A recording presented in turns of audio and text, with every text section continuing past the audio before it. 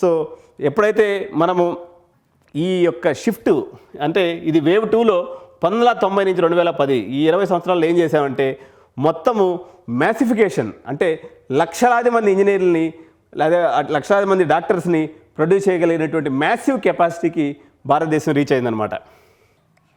So wave 3 అండి. Wave 3 అంటే ఇప్పుడు ఈ జనరేషన్లో ఉన్నటువంటి విద్యార్థులకు కూడా అర్థమవుతుంది. సో 2020 నుంచి 2026 వరకు అంటే గత 6 సంవత్సరాల్లో ఏం జరిగిందంటే మనము యాక్చువల్గా అప్పట్లో ఏంటంటే సర్టిఫికేట్కి విలువ ఉండేది. సర్టిఫికేట్కి విలువ లేనటువంటి సమయం ఎప్పుడు స్టార్ట్ అయిందంటే 2019 వరకు. నేను ఏదో బీటెక్ చేసినానంటే వాడికి ఏదో 10,000 20,000 ఉద్యోగం ఇచ్చే మందల ఉండే అనమాట. సో ఇక్కడి నుంచి నేషనల్ ఎడ్యుకేషన్ పాలసీ తీసుకొచ్చిన తర్వాత the era of breaking silos we have moved from producing employees to producing thinkers.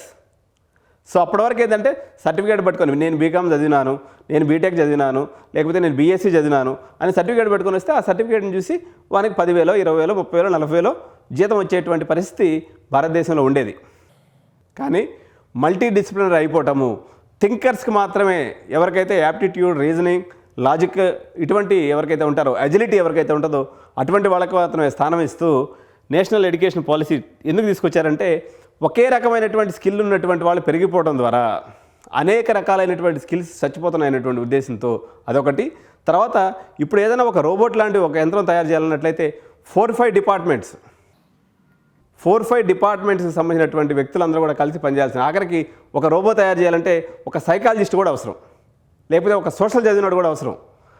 దీంతో పాటు ఓన్లీ టెక్నికల్ సైడ్ ఒకటే కాదు, రోబోటిక్స్ అంటే మెకానికల్ వాడు అవసరం, ఈసీ వాడు అవసరం, ఆర్టిఫిషియల్ ఇంటెలిజెన్స్ చేసినవాడు అవసరం, ఫిజిక్స్ తెలిసినవాడు అవసరం, ఆటోక్యాడ్ తెలిసినవాడు అవసరం, అదేవిధంగా సైకాలజీ తెలిసినవాడు కూడా అవసరం. అంటే ఇన్ని డిసిప్లైన్స్లో అవగాహన ఉంటే తప్ప అది పూర్తి స్థాయి హ్యూమనాయిడ్ లాంటి రోబోట్ తయారు చేయడం వీలు కాదు. కాబట్టి నేషనల్ ఎడ్యుకేషన్ పాలసీలో ఏం చేసిందంటే మీకు ఒక 50% లేకపోతే ఏదైనా ఒక కోర్ బ్రాంచ్కి పెట్టుకొని రిమైనింగ్ నీకు నచ్చినటువంటి బ్రాంచ్లో అంటే ఒక బీటెక్ మెకానికల్ ఇంజనీర్ వేసి తను మైనర్గా సైకాలజీ చదువుకునేటువంటి అవకాశాన్ని, ఒక ట్రిపుల్ ఈ చదివేటువంటి వ్యక్తి వేసి మ్యూజిక్ ఇన్స్ట్రుమెంట్ నేర్చుకునేటువంటి అవకాశాన్ని నేషనల్ ఎడ్యుకేషన్ పాలసీ తీసుకురావడం జరిగింది.